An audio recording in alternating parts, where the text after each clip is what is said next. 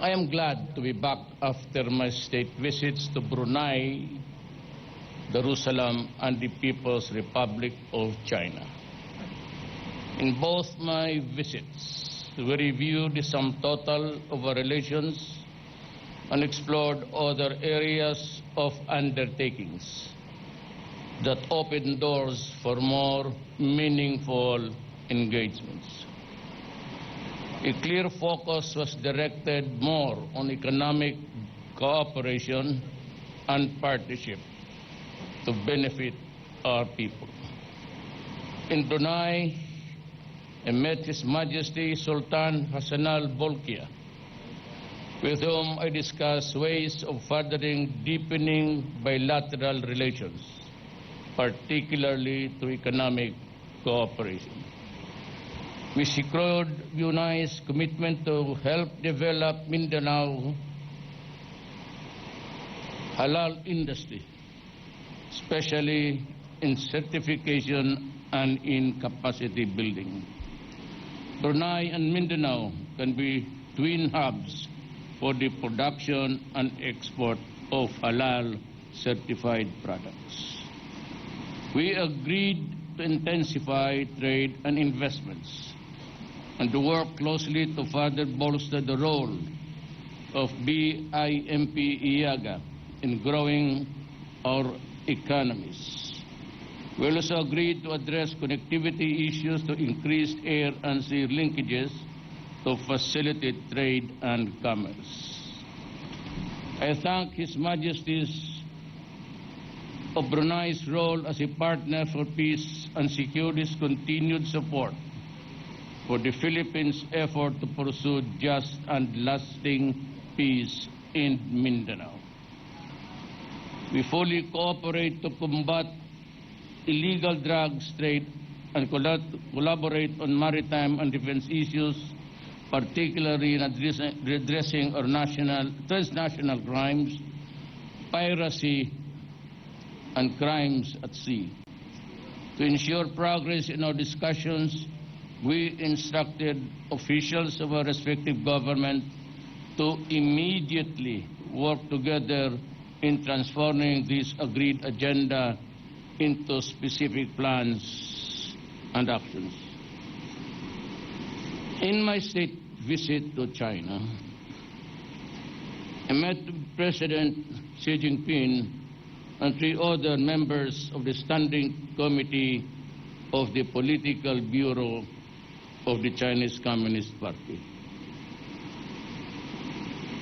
I met Premier He Chang, Chairman of the National People's Congress, and Xiang Lijiang, and Vice Premier Gao Li. In all meetings, we had productive and extensive discussions of the full range of the Chinese-Philippine relations, from trade and investments to infrastructures and tourism, and to science and technology and health. To realize the vision of a deeper and more meaningful engagement, we have opened formal lines of communications between our government and agreed on the full resumption of the regular bilateral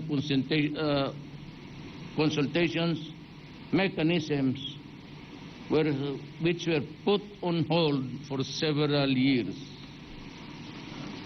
With security and stability recognized as necessary conditions for growth, the Philippines and China affirmed the importance of maintaining and promoting peace, freedom of navigation, and overflight in South China Sea. We acknowledge the need to address disputes through peaceful means in accordance with international law. We also agreed to continue discussions on confidence-building measures, including a bilateral consultation mechanisms to discuss immediate issues of concern in South China Sea. To maintain stability, we also concluded an agreement between our Coast Guards for general cooperation to minimize incidents at sea.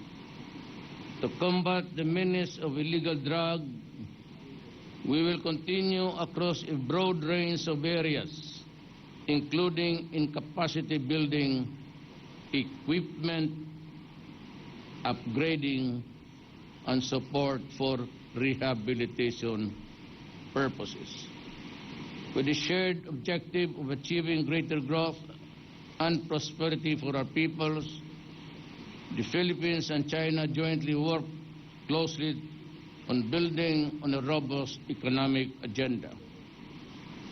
Our government signed 13 agreements, mostly economic in nature, and these agreements provide a framework to which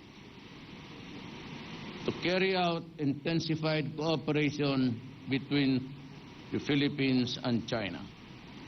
In my meetings with officials and businesses, there was a renewed and heightened sense of optimism in trade relations. The friendship rekindled opened a deeper commitments to significantly enhance trade and investments. My talks have resulted in public financing agreements and a private business deals valued at 24 billion US dollars in soft loans we have agreed from other banks. These agreements covering various fields of economic activities are expected to generate 2 million jobs for the Filipinos in the next 5 years. Your government will continue to work very hard to ensure that these agreements bear concrete results that will better the lives of our people. We shall also make sure that the credit facility and the soft loans will be solely be utilized in public financing that benefits all Filipinos. In my state visit to China, signaled a turning point in our shared history and showed that both countries are fully capable of working together for mutual beneficial cooperation, even as we remain committed to settle disputes peacefully in full adherence of international law. In every step that took the Philippines and China relations further forward, I was guided by the burden duty to protect the sovereignty of our nation and the interest of our people. In all my engagements abroad, rest assured that I will always pursue our nation's best interest, consistent with our independent foreign policy, anchored on the basic tenets of sovereignty, non-interference, and mutual respect. On the personal side, the warm welcome and expressions of the support of our kababayans in Brunei and China further strengthened my resolve to pursue the various reforms being carried by our government. We will harness our foreign relations to the inclusive growth and sustainable development of our country so that working abroad becomes an option and no longer a need for our people. With this, I seek your continued support and cooperation as we strive to introduce fresh initiatives and more endeavors that will create meaningful changes in ourselves, our families, our communities. Salamat.